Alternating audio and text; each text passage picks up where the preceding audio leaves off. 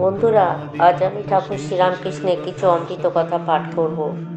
যদি আপনাদের ভালো লেগে থাকে তাহলে আমার চ্যানেলটি আপনারা সাবস্ক্রাইব করে দেবেন। প্রত্যেক রবিবারে এবং ছুটির দিনে দক্ষিণেশ্বরের লোকে লোকারণ্য হতো। ঠাকুর সকলকে মাতিয়ে তুলতেন, অথবা অনেকে নির্ভীতে পেয়ে ঠাকুরকে দুটো প্রাণের কথা বলে শান্তি পেতেন।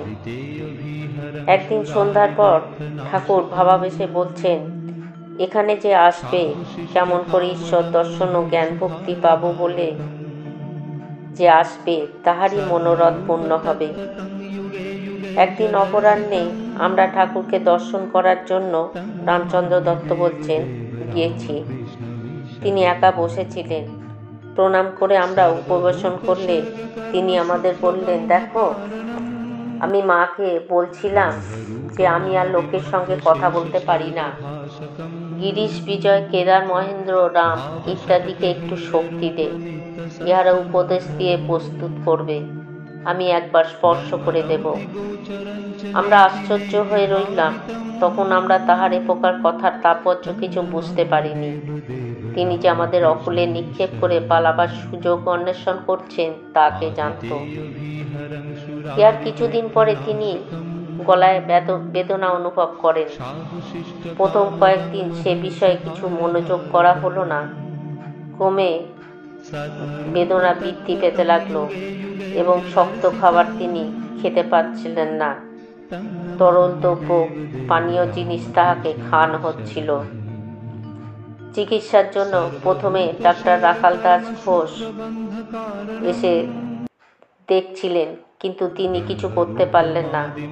তারপর হোমিওপ্যাথি চিকিৎসক ডাক্তার প্রতাপচন্দ্র মজুমদার দীর্ঘকাল চিকিৎসা করেও বিশেষ উপকার করতে পারলেন না। রোগের ক্রমশ বৃদ্ধি হতে লাগলো এবং শরীর দিন দিন দুর্বল হয়ে যেতে লাগলো। ভক্তেরা বড়ই চিন্তিত হলো। তথাপি কীর্তন আর উপদেশ দেওয়া ঠাকুরের একদিনও বন্ধ হয়নি।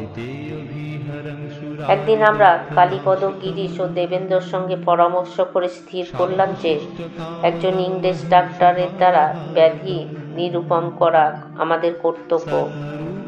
এই স্থির করে পরের দিন সকালে আমরা দক্ষিণেশ্বরে গিয়ে দেখলাম ঠাকুর অতি বিষণ্ণভাবে একা বসে আছেন।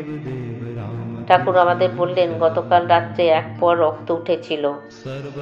সেই সময় শ্রাবণ মাসের শেষ, সর্বদা বৃষ্টি হচ্ছিল। গঙ্গার জল বৃদ্ধি হওয়ায় বাগানের উপরে জল উঠেছিল।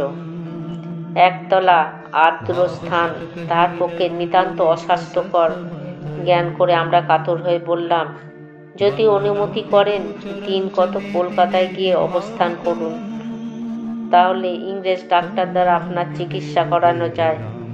এই প্রকারে আর সময় নষ্ট করা উচিত হবে না বলে আমাদের বোধ হয়। এই প্রস্তাবে ঠাকুর মহা আনন্দিত হয়ে বাগবাজার ও গঙ্গার সন্নিহিত একটি বাড়ি ভাড়া নেবার জন্য আজ্ঞা দিলেন এবং ভ্রাতুষ্পুত্র রামলালকে ডেকে তখনই পঞ্জিকা দেখতে বললেন। শনিবার বেলা 3টের পর দিন স্থির হলো। সেদিন বৃহস্পতিবার, সুতরাং মধ্যে একটা দিন রইল। আমরা তৎক্ষণাৎ সেখান থেকে কলকাতা অভিমুখে প্রত্যাগমন করে বাগবাজারে রাজারঘাটের পূর্ব গলির ভিতর একটা নতুন দোতলা বাড়ি ভাড়া নিলাম। ঠাকুর শনিবার প্রাতঃকালে ভাড়াতে বাড়ি গমন করেই বলছেন, এ বাড়িতে আমি থাকতে পারবো না। তিনি তখনই বলরাম বাবুর বাড়িতে এসে অবস্থান করলেন। ঠাকুর কলকাতায় এসেছেন এ কথা প্রচার হয়ে গেল। তাতে লোকের ভিড় ক্রমশ বৃদ্ধি পেতে লাগলো। বলরামবাবুর বাড়ি যেন একটা উৎসব ক্ষেত্র হয়ে দাঁড়ালো। সেখানে এক পক্ষকাল বাস করার পর তিনি শ্যামপুকুরের শিবু ভট্টাচার্যের বাড়িতে আসন পরিবর্তন করলেন।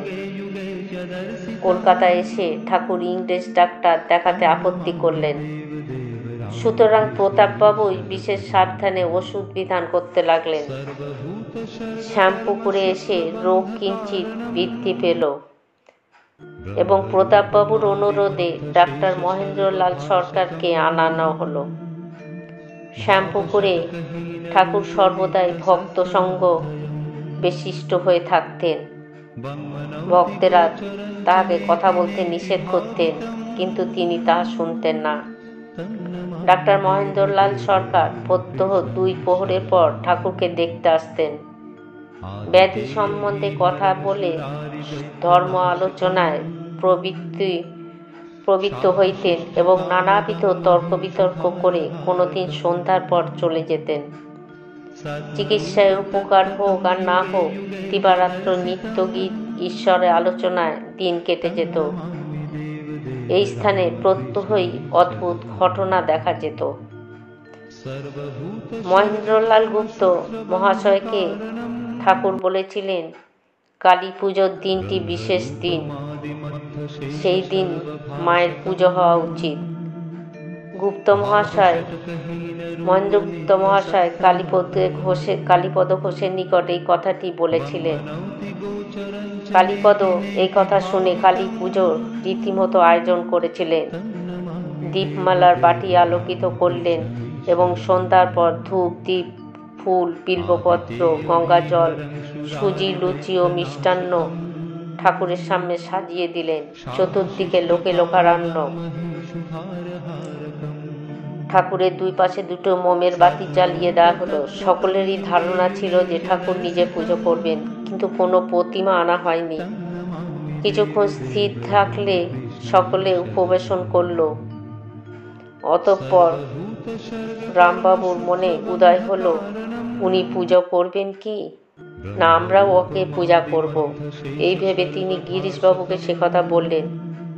গিরিশবাবু একেবারে উৎসাহিত হয়ে বললেন, বলেন কি, আমাদের পূজা গ্রহণ করবে বলে তিনি অপেক্ষা করছেন?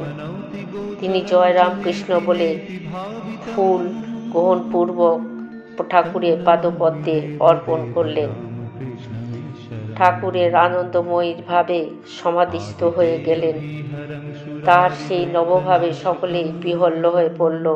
নিত্য জয় রামকৃষ্ণ ধ্বনিতে দিকসমূহ প্রতিধ্বনিত হতে লাগল। এই সময় এক ভক্ত ঠাকুরের ভাবাবসান হতে দেখে সুজির পাত্রটি মুখের সামনে ধরল। ঠাকুর তাহা ভক্ষণ করলেন। বন্ধুরা, আজ আমি পাঠ এখানেই শেষ করছি। জয় ঠাকুর, জয় মা।